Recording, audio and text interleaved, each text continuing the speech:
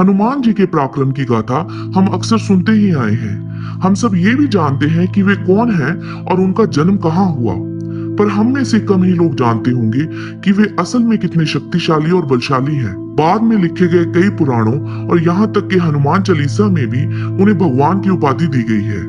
निस्संदेह हनुमान जी एक महान वानर थे। वे पूर्ण भगवान नहीं थे। उनको हम अंशावतार, अर्धदेव, यक्ष या उपदेवता भी कह सकते हैं, क्योंकि वो वायुदेव के पुत्र थे। हम में से अधिकतर लोग बाद में लिखे गए तुलसीदास के लेखों और उनकी कविताओं को पढ़ के हनुमान जी का महिमा मंडल करते हैं, पर बहुत ही कम लोग हनुमान जी की मूल पहचान वाल्मीकि जी द्वारा लिखी गई रामायण से करते हैं। वाल्मीकि रामायण में असल में हनुमान जी की प्रमुखता का संपूर्ण वर्णन है। आगे वीडियो में हम इस पे पूरी विस्तार से बात करेंगे। अगर उनकी शक्तियों की बात करें तो वे सब भौतिक थी।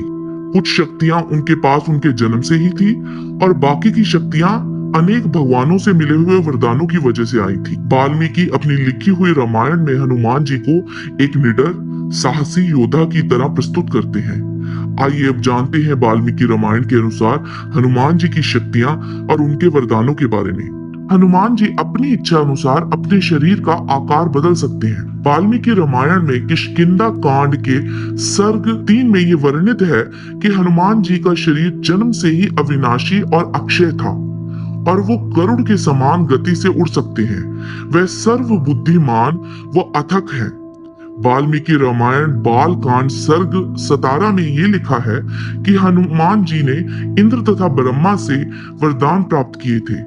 इंद्रदेव हनुमान जी को वरदान देते हुए कहते हैं कि तुम पे बड़ी से बड़ी बिजली भी गिर जाए तो भी वह तुम्हारा कुछ नहीं बिगाड़ पाएगी। हे निपुण हनुमान, हजार आंखों वाला इंद्र तहे दिल से तुम्हें यह वरदान देता है कि तुम्हारी मृत्यु तुम्हारी इच्छा अनुसार ही होगी। और ब्रह्मा जी का इन्हें ये वरदान प्राप्त था कि बड़े से बड़ा अस्त्र भी इन पे असर ना कर पाएगा।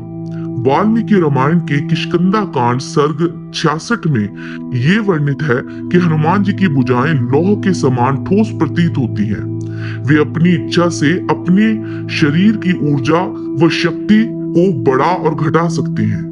वाल्मीकि रामायण सुंदर कांड सर्ग 1 में हनुमान जी लंबे थे, सूर्य के समान तेज गति वाले थे और बड़ी तीव्र गति से उड़ सकते थे। वाल्मीकि रामायण सुंदर कांड के सर्ग 1 में ही हमें ये ज्ञान होता है कि हनुमान जी की गति बाणों से भी तीव्र थी और अपने शरीर को इच्छा अनुसार ढाल लेने की वजह से वे कई बाणों के बीच से निकल जाते थे और जिससे तीरों द्वारा उन पर वार करना असंभव हो जाता था। वाल्मीकि रामायण सुंदर कांड सर्ग 48 में हमें ये पता चलता है कि हनुमान जी का नाम उनके मजबूत जबड़े के कारण रखा गया था और उनके रूप, शक्ति और महिमा का वर्णन नहीं किया जा सकता है। वाल्मीकि रामायण के युद्ध कांड सर्ग 28 को हम पढ़े तो उसमें लिखा है कि हनुमान जी अचूक थे और उनकी ताकत की कोई सीमा नहीं थी और ना ही कोई उनकी शक्ति को माप सकता था। और सुंदर कांड के सर्ग 48 में कहा गया है कि हनुमान जी ने रावण को एक मुक्के के प्रहार से ही चित कर दिया था। राक्षसों का राजा इस प्रहार को सह नहीं पाया था और वो वहीं बेहोश होकर गिर गया था। हनुमान जी रावण के ताकतवर जलते हुए तीरों के प्रहार को भी सह गए थे और नुकसान तो दूर की बात है, ये प्रहार हनुमान जी की शक्ति को और बढ़ा रहे थे।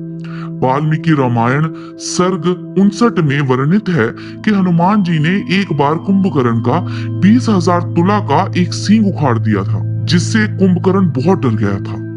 वाल्मीकि रामायण युद्ध कांड सर्ग 67 के अनुसार एक बार हनुमान जी ने दानव निकुंभ की गदा के बार को भी झेल लिया था और उस प्रहार के सामने वे एक चट्टान की तरह खड़े रहे थे और उनको वे गदा हिला भी नहीं पाई थी। तो दोस्तों, ये थी हनुमान जी की कुछ शक्तियां जिसका वर्णन हम ढूंढ पाए। हमें विश्वास है कि उनकी शक्तियां असीमित थी और शायद जिनका संपूर्ण उल्लेख नहीं हो सका है। अगर आपको इस बारे में कुछ जानकारी है तो कमेंट बॉक्स में साझा करें। उम्मीद है आपको हमारा आज का वीडियो पसंद आया होगा। लाइक और शेयर करके हमारा उत्साह बढ़ाइए और आपसे फिर मुलाकात होगी हमारे अगले वीडियो में। तब तक के लिए नमस्कार।